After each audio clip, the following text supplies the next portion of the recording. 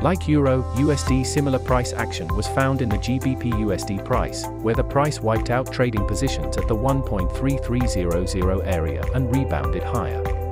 However, the selling pressure from the symmetrical triangle was extreme, where any correction would be a bearish trend continuation opportunity.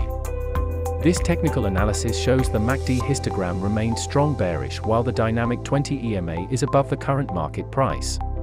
However, the strong selling pressure from geopolitical uncertainty opened a gap between the price and dynamic level, where a bullish correction towards the 1.3546 level is pending.